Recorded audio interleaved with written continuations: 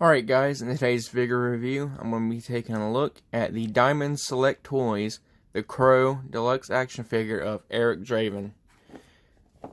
We better look at the box before I open this guy up. It's got windows on the side. I'm not going to bother reading the back of the box. You can pause that if you want to read it. And then it's got the crow on the other side, another window. And it's got a also got a window on the top. It's actually a very nice box if you're a in the package collector, but I'm an out of the box collector, so I'm going to open this guy up and we're going to take a closer look at him. Alright, so I've got him out of the box. Before we take a look at him, I want to take a look at the accessories he comes with. He comes with an alternate hand with the bullet hole in the hand, and the hole goes all the way through. Trying to get the light just right. There you can see. But he comes with an alternate hand. He comes with this guitar, which he's wearing in the box. You can take it off. I haven't tried putting it in his hands yet, but I'm going to try to see if you can pose him playing it. And the strap is made from... Strap is made from rubber. And it's not a super rubbery rubber. It's kind of a plasticky vinyl type of rubber. And it's got not actual rivets, but it's not like glued on. It's a separate piece that has the little rivet holding it on, so you can swivel it around. And same thing on the other end, so that'll help with posing. He comes with two crows. He comes with this one that's flying, and it has a peg hole on the bottom of it, but there's nothing for him to attach to. There's no pegs or anything on him for him to sit on his shoulder or something.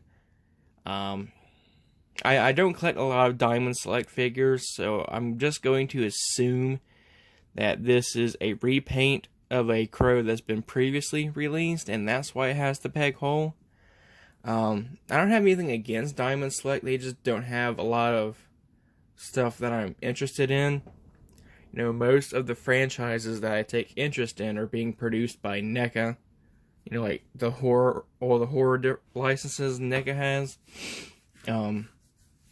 So I just don't have a whole lot of Diamond Select figures. I have some of the older Universal Monster figures, which now NECA is making those. I'll be coming out later this year.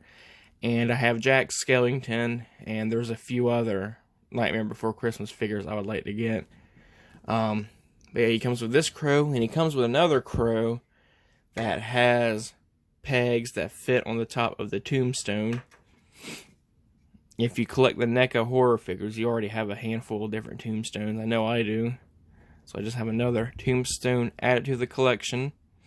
I have enough that I could make a graveyard model, which I just might do someday. You see here, it has his name. And it's kind of hard to see, but there at the bottom, it says, "Just whisper my name in your heart, and I will be there." And then we have a cross and a circle on the top there.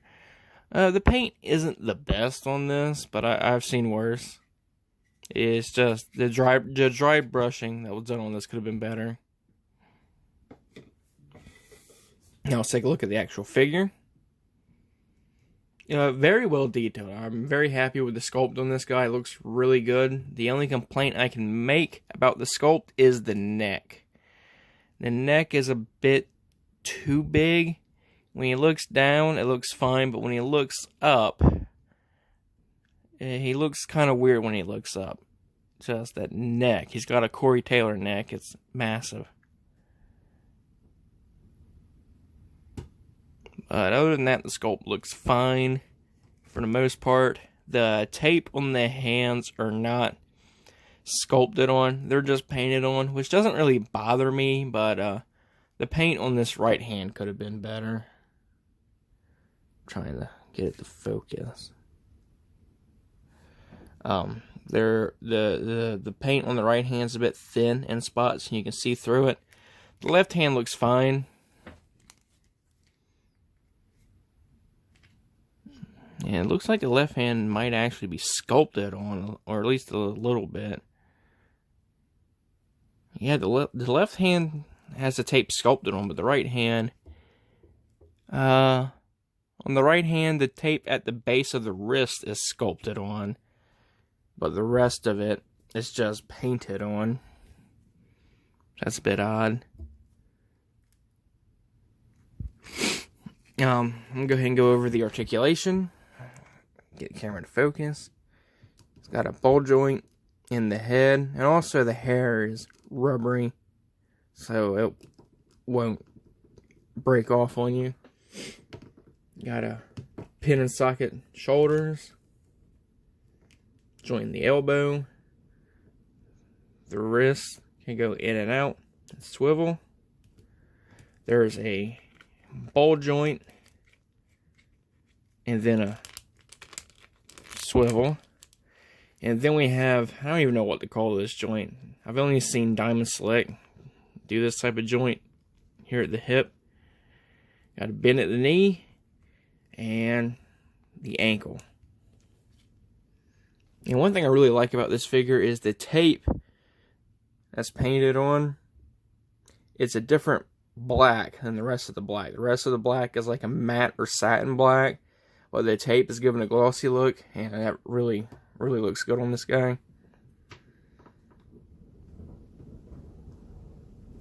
And also the jacket is, of course, a rubbery plastic. Got really good detail in the jacket.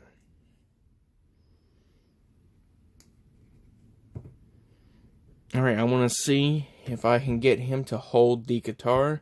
And I want to see if I can pose this crow on him somehow.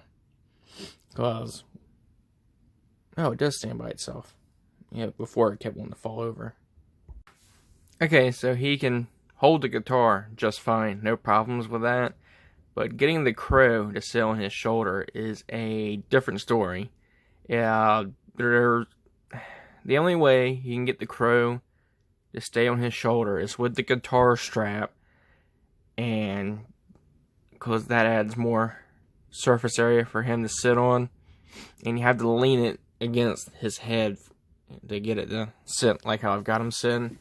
But for the most part, it just wants to fall over. You know, I'll try, you know, you got to balance it just right to get him to stay on there. And, you know, the slightest little bump, and that's going to come on down. But, you know, if you finagle with it enough, you can get the crow to sit on there.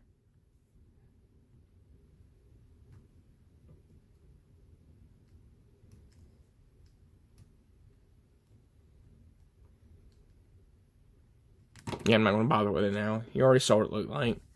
But, yeah, he holds the guitar just fine. And that's probably how I'm going to pose him with the guitar. And, I don't know if I'm going to keep the bird on the shoulder. I'm going to try to, but I feel like it's going to fall off while it's on display. But, I'm going to try to keep him posed the way I just had him. I don't know what else to say about this figure. It's definitely better than the old school cult classic NECA figures that we had that were basically just statues. I mean, those figures look great, don't get me wrong. They look amazing, but they're statues. And if you're into statues, that's fine. You know, I don't mind.